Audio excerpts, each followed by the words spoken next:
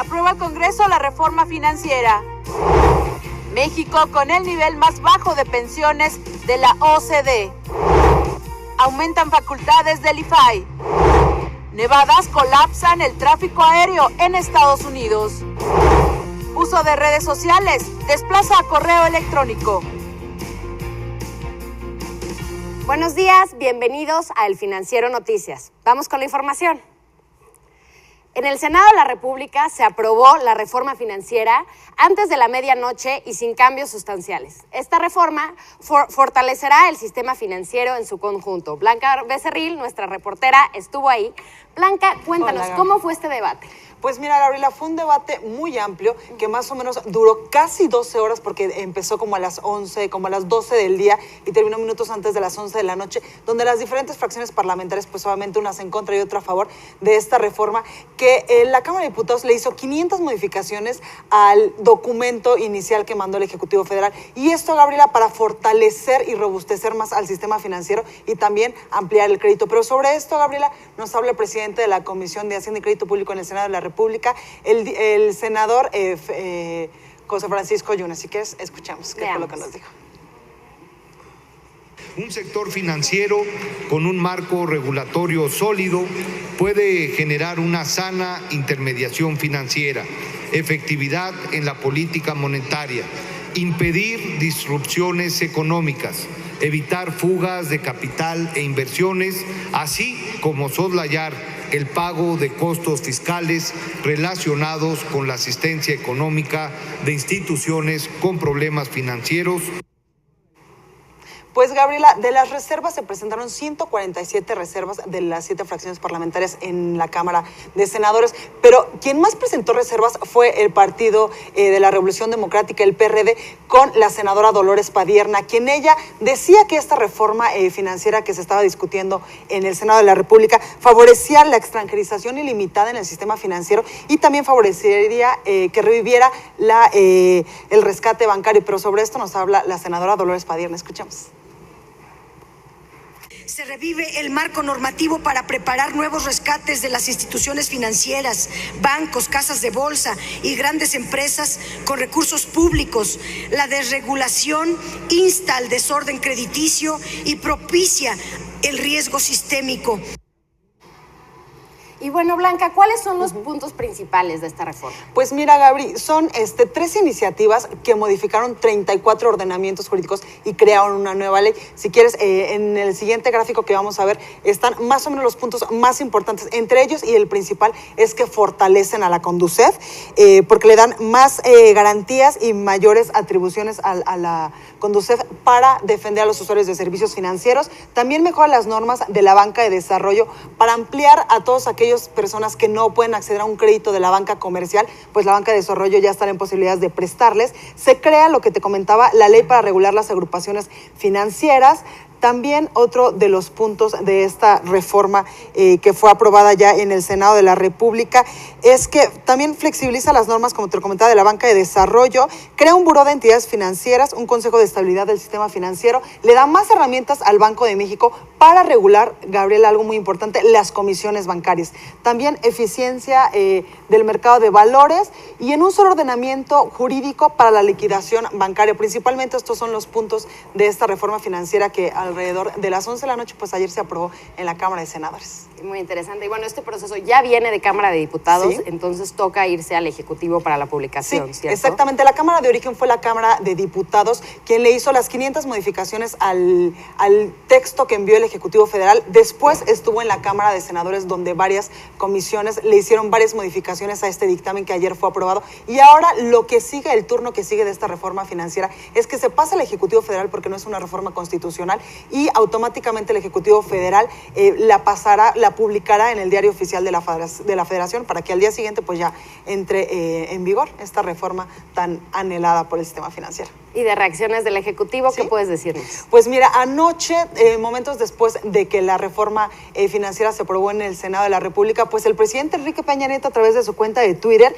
felicitó y reconoció al Senado de la República, pues precisamente por esta aprobación de la reforma financiera que dará más herramientas y robustecerá al sistema financiero, y también algo importante es que facilitará el crédito para todas aquellas personas pues que no tienen acceso a por medio de la banca de desarrollo. También, Gabriela, otra cosa importante de esta reforma financiera es que amplía el crédito de las instituciones financieras porque fortalece el esquema de garantías y también le da solidez a este sistema financiero en México porque robustece el marco prudencial. En general, estos son como los principales beneficios de esta reforma financiera que ayer se aprobó.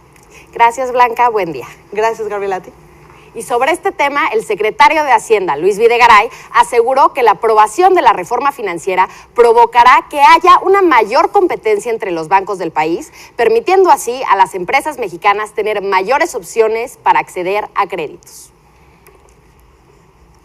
Una reforma que busca aprovechar la gran fortaleza que tienen las instituciones financieras mexicanas para que se traduzca en más crédito y más barato, particularmente para las pequeñas y medianas empresas, introduciendo más competencia, fortaleciendo la regulación, dándole mayor movilidad y un mandato más claro a la banca de desarrollo.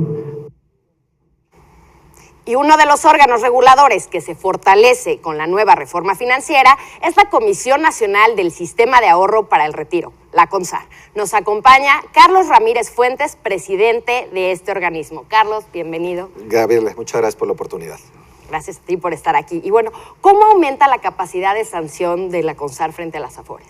Mira, gracias a la reforma financiera, la CONSAR tendrá ahora más herramientas de sanción para de alguna manera establecer pues reglas más precisas, más duras contra las administradoras de fondos para el retiro, las famosas Afores, y creemos que en términos generales esto nos va a permitir pues disuadir prácticas que no son apegadas a la normatividad, pero en términos generales lo que gana el sistema en su conjunto es pues más fuerza para poder en su caso sancionar a las Afores si hay alguna violación a la normatividad. Perfecto. Y bueno, ¿cuáles son las principales causas de multas?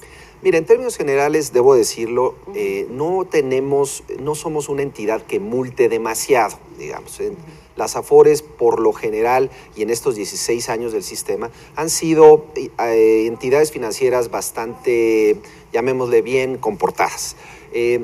Las sanciones por lo general suelen ocurrir pues, por retrasos en la información, por temas que están asociados a que no se le provee información al trabajador a tiempo, en fin, cosas relativamente menores. Ahora, cuando ocurren eventos mayores, ahí es donde la reforma financiera nos va a permitir sancionar con mayor fuerza. Ok, muy bien. Y sobre la pensión universal, ¿cuál es su opinión de esto? Bueno, la pensión universal está todavía en discusión en la Cámara. Está a discusión pues ahora sí que un conjunto de reformas en materia de seguridad social que incluye una reforma a la ley del sistema del ahorro para el retiro, y bueno, estamos confiados en que aún en este periodo que ya está por terminar en unos 15, 20 días pueda salir también la reforma de seguridad social.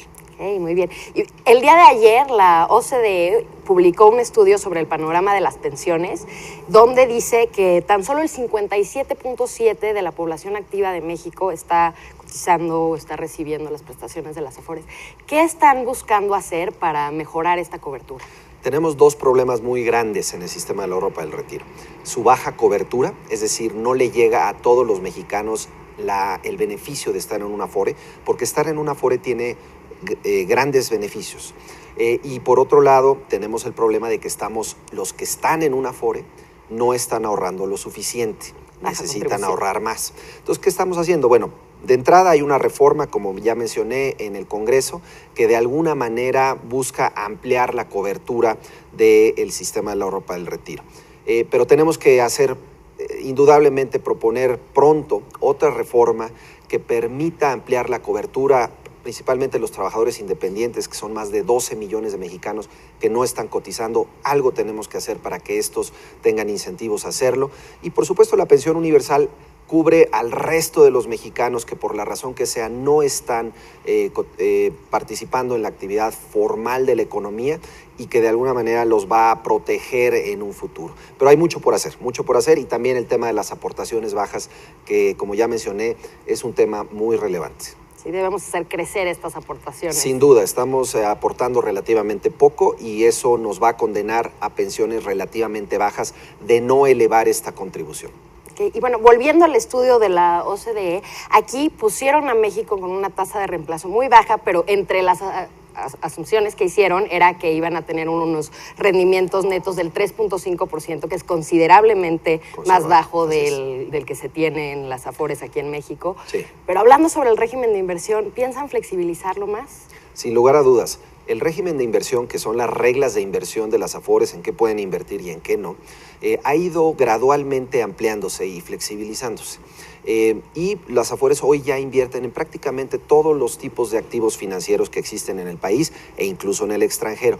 Pero tenemos que avanzar más, es decir, todavía la concentración que existe de las Afores en bonos del gobierno federal es relativamente alta comparado contra otros países y por tanto tenemos que seguir ampliando las posibilidades de inversión en las Afores para alcanzar esos rendimientos que son críticos para las pensiones en el futuro. Los rendimientos en 16 años han sido por arriba del 6%, arriba de la inflación, es decir, por encima de la inflación. Pero lo que vemos hacia adelante es grandes retos para alcanzar rentabilidades de esa magnitud. Entonces tenemos que ampliar las posibilidades de inversión en las Afores y estamos trabajando en ello. Gracias, Carlos, por esta labor y por estar aquí con nosotros. Muchas gracias por la oportunidad, Gaby. Muchas gracias. Buen día. Carlos Ramírez, presidente de la CONSAR. Y en la Cámara de Diputados fue aprobada la reforma constitucional en materia de transparencia, la cual otorga al IFAI, además de autonomía, mayores facultades. Octavio Castillo nos detalla la importancia de esta reforma para el país y la rendición de cuentas. Un Instituto Federal de Acceso a la Información y Protección más autónomo y con facultades ampliadas es el resultado de la reciente aprobación de la reforma constitucional en materia de transparencia. Entre lo acordado, destaca la eliminación del veto presidencial sobre las resoluciones del IFAI, limitando dicho instrumento únicamente a cuestiones de seguridad nacional. Adicionalmente, el IFAI podrá atraer y sancionar solicitudes de información a nivel local en las entidades. De revisión de los fallos de institutos locales. Si un instituto local no da un recurso de revisión, por ejemplo, el IFAI puede revisar. Entonces los institutos locales se verán obligados a hacer mejor su trabajo porque habrá un vigilante de su actuación. Pero también el IFAI va a poder atraer casos. Otro de los cambios es el de los consejeros del instituto, que se amplían de 5 a 7. Serán propuestos por el Senado y ratificados por el presidente de la República. Además, los consejeros en funciones pueden solicitar a los legisladores ser ratificados para un nuevo periodo al terminar su encargo. Quedamos 4. Estos 4 quedamos, podremos expresarle al Senado nuestro interés de continuar o no dentro del IFAI. Alguno dirá, yo ya no quiero seguir, o algún otro podremos decir, yo sí quiero seguir. Y el Senado tendrá 10 días para decirnos si seguimos o no seguimos, una vez promulgada la ley. La reforma impone obligaciones de entregar información de carácter público a partidos políticos y sindicatos. Para El Financiero, Octavio Castillo. La tormenta invernal que se aproxima a la costa este de los Estados Unidos pudiera obligar a suspender miles de vuelos en vísperas del Día de Acción de Gracias. Nos enlazamos con nuestra corresponsal en Nueva York, Carla Palomo. Adelante, Carla. Hola, ¿qué tal? Muy buenos días, Gabriela. Esta tormenta invernal, a la que ya se atribuyen al menos 11 muertes, se desplaza ahora por el noreste del país y llega justo a tiempo cuando millones de personas viajarán para celebrar junto a sus familiares el Día de Acción de Gracias. Te cuento que aquí en la ciudad de Nueva York se registra una ligera llovizna y se reportan demoras de más de 1 hora en los vuelos que parten de los aeropuertos de La Guardia y JFK. La estación de tren Penn Station también registra grandes retrasos en sus rutas de trenes Amtrak que se dirigen a varios estados del noreste del país. Se espera que Nueva York, Washington y Boston reciban 3 pulgadas de lluvia y que las temperaturas bajen significativamente en los siguientes días. El panorama, sin embargo, es distinto en otros estados como Carolina del Norte, Pensilvania y Maine, que han registrado lluvias y nieve. Así que, Gabriela, los que viajen tendrán que tener mucha paciencia porque sus planes podrían verse afectados por esta tormenta. Claro que sí, Carla. Y sobre los mercados, ¿qué nos puedes comentar? Te cuento, Gabriela, que las bolsas avanzan este lunes ayudadas por varios reportes económicos y se encaminan a registrar su tercer mes seguido de avances. En el frente económico, la confianza del consumidor subió en noviembre a su nivel más alto en casi 2 meses. Así lo revela la lectura final del índice de confianza del consumidor de Thomson Reuters y la Universidad de Michigan. Por otro lado, el gobierno divulgó que menos estadounidenses presentaron solicitudes iniciales de desempleo la semana pasada, mientras que los pedidos de bienes duraderos cayeron en octubre, lo que sugiere que el cierre parcial del gobierno afectó la confianza del sector empresarial. Este jueves, los mercados en Estados Unidos estarán cerrados con motivo del Día de Acción de Gracias. Y antes de despedirme, la Bolsa de Valores de México se negocia con un alza del 0.1%. Eso es todo por mi parte, Gabriela. Gracias, Carla. Buen día. Y las redes sociales han desplazado tanto a los sitios corporativos como al correo electrónico en México, de acuerdo con el estudio sobre hábitos y percepciones de los mexicanos en Internet 2013 del TEC de Monterrey. No solo se utiliza, como mucha gente cree, para cuestiones lúdicas, se utiliza incluso para seguir marcas, se utiliza para hacer comercio, se utiliza para hacer publicidad y está teniendo grandes beneficios. Está destronando a herramientas tradicionales como lo que eran pues los navegadores en Internet, las páginas e incluso al propio correo electrónico, que es una de las herramientas más viejas que tenemos. De hecho, es la herramienta más vieja en Internet. Portales de contratación directa de profesionales impulsan nuevas modalidades de trabajar. Para hablarnos sobre este tema nos acompaña Jorge Araujo, cofundador de Nuvelo en América Latina. Jorge, buen día. Hola, Gabriela, buen día. Por favor, cuéntanos qué retos enfrenta América Latina para adoptarse a esta nueva forma de trabajar en la región. América Latina en particular es una región que está creciendo mucho en lo que es penetración de Internet. Creo que es la región que más está creciendo a nivel mundial, entonces eso presenta grandes desafíos, pero a la vez una oportunidad muy grande para un sitio como Nuvelo.com de unir profesionales y empresas justamente para llevar a América Latina al siguiente nivel y a las empresas también de las pymes de México y de América Latina a un nivel más avanzado en lo que es Internet. ¿Está cambiando la forma del trabajador? O sea, ¿cuál es el perfil de las personas que se registran en tu página? ¿Es el chavo que tiene un rato libre en su trabajo o están buscando más bien tener sus propios horarios, su espacio? Nosotros en Nuvelo juntamos profesionales independientes con empresas y más o menos los profesionales independientes tenemos de todo, el que está buscando trabajo de forma temporal, que es además de su trabajo en forma fija, pero la gran mayoría de los profesionales en Nuvelo son profesionales independientes que se dedican a trabajar en plataformas como Nuvelo, o sea, full time. Son profesionales freelance que su forma de trabajar y su forma de vivir y de conseguir ingresos es 100% las plataformas online como Nuvelo. ¿Y de dónde nació su interés de fundar esta página? Nuvelo nace en España y rápidamente se expande en América Latina. Nosotros lo que vimos fue cómo la evolución del teletrabajo iba creciendo a ritmos acelerados en América Latina y en el resto del mundo, y cómo también la contratación laboral se pasaba no tanto de full time, sino más de trabajos puntuales de un proyecto en particular. Nosotros vimos que en otras regiones esto ya se estaba dando más avanzado y en América Latina todavía había mucho por crecer. Y ahí fue donde nosotros vimos una ventana de oportunidad y creamos Nuvelo.com justamente para acompañar este crecimiento de penetración de Internet y este cambio cultural en la contratación. Y bueno, para finalizar, ¿cuáles crees que sean los mayores retos para este cambio cultural? El mayor reto que nosotros vemos es que la gente empiece a adoptar esta nueva forma de contratar. Creo que es el mismo reto que tuvo e-commerce hace 7 años, que la gente empezaba a comprar online. Lo que nosotros decimos es una vez que ya estás comprando online, estás alquilando por ahí mismo tu lugar donde ir a hacer de turismo online, esto lo vemos en el tema de contratación. O sea, es un reto que nosotros vemos que la gente, a medida que pasa el tiempo, va a ir adoptando esta costumbre y este hábito de contratar online, pero lo primero que pedimos es que den el primer paso y probarlo. Justamente el 70% de las empresas repiten, entonces eso nos demuestra que si lo prueban, después lo terminan usando más adelante. Pues habrá que probarlo. Gracias, Jorge. Gracias a vos. Jorge Araujo de Nuvelo. Y en entrevista con El Financiero, Miles Young, CEO de Ogilvy & Mather, indicó que en este año el sector publicitario en México no cumplió con las expectativas económicas. Sin embargo, prevé una recuperación para el 2014 y reiteró el atractivo del país. So to me, the countries that are interesting are the countries that are the next countries, if you like. So I would say Mexico, Indonesia, Colombia, maybe coming up behind a bit. I think Egypt will be one. Turkey is definitely one. I would say Turkey and Mexico are quite similar in some respects. So these are the countries of the future. So for me, Mexico is a big, important country of the future. Dijo que sería importante beneficiarse no solo de los bajos costos de la industria, sino de una estrategia de valor agregado, factor diferenciador en México. That Mexican creativity is a very, very strong gene. Okay, and I think there's some sense of humor, some personality that comes through in the advertising. So I think if you think of the world as which markets are creative and which are not, Mexico would definitely fall into the creative camp very, very strongly. Hasta aquí la información. Yo soy Gabriela Huerta. Siga en El Financiero.